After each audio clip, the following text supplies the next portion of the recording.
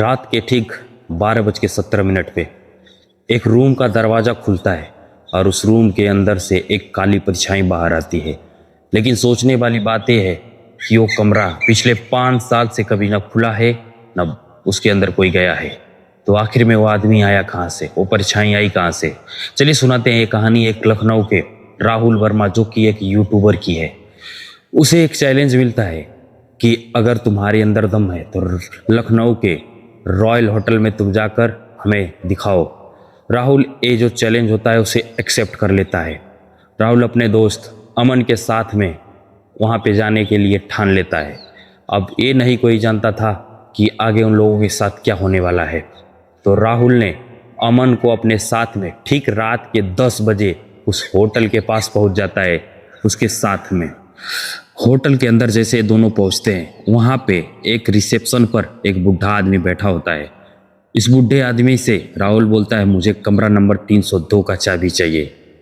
तो जो बूढ़ा रहता है वो हंसने लगता है, बोलता है कि उस कमरे के अंदर मत जाओ, वहाँ पे कुछ गड़बड़ है। तो राहुल ये बात सुनकर हंसने लगता है। अमन को थोड़ा थोड़ा शक होने लगता है कि हाँ, आखिर में ऐसा क्यों, ये बूढ़ा हंस क्यों रहा है। लेकिन राहुल नहीं मानता है उस बूढ़े के मना करने पर भी। बूढ़ा क्या करता है, चाबी लाता है, कमरा नंबर 302 का उसे देता है। अब धीरे धीरे ये लोग तीसरे मंजिल पे जाते हैं।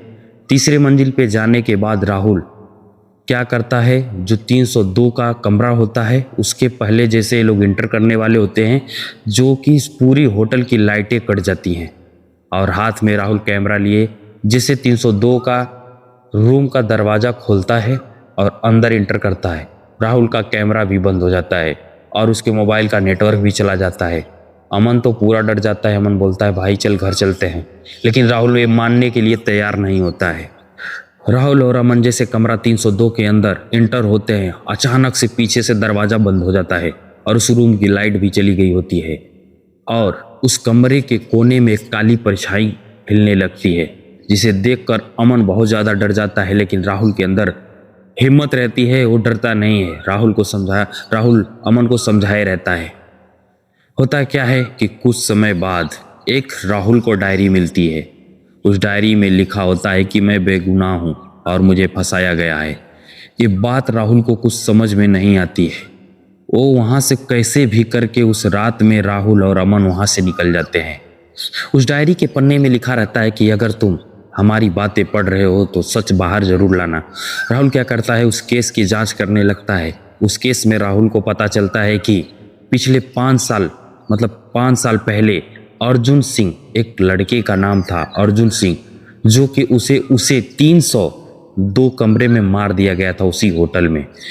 अब पुलिस भी क्या की थी कि उस केस को झूठा बताकर और अर्जुन सिंह को अपराधी बताकर केस को क्लोज कर दी थी।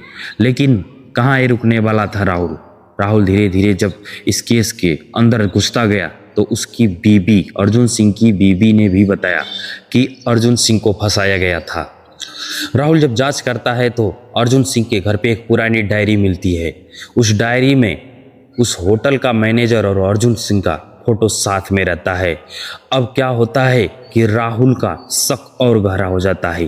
राहुल क्या करता है, ठीक उसी रात उसी होटल में अकेले जाता है तो देखता है कि जो वहाँ का मैनेजर था, जो बुढ़ा था, वही मैनेजर था जिसने चाबी राहुल को दिया था।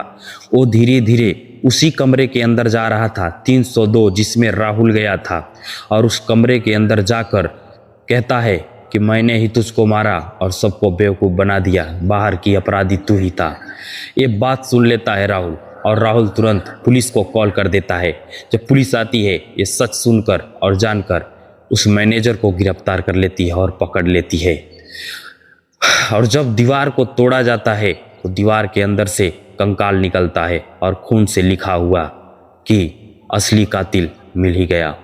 लेकिन सोचने वाली बात यह है कि ये तो केस क्लोज हो जाती है, लेकिन अगले दिन ही सीसीटीवी में फिर एक अजीब सी परछाई कैद हो जाती है और वो परछाई ठीक राहुल के पीछे रहती है। अब सोचने वाली बात यह है कि वो परछाई अब कौन है। आगे के केस जानने के लिए इस चैनल को सब्सक्राइब कर लीजिएगा और वीडियो को लाइक कर लीजिएगा अगर आगे की कहानी आप लोग सुनना चाहते हैं तो बेल आइकन को ऑल पे प्रेस कर लीजिएगा। कहा जाता है कि सच को छुपाया नहीं जाता,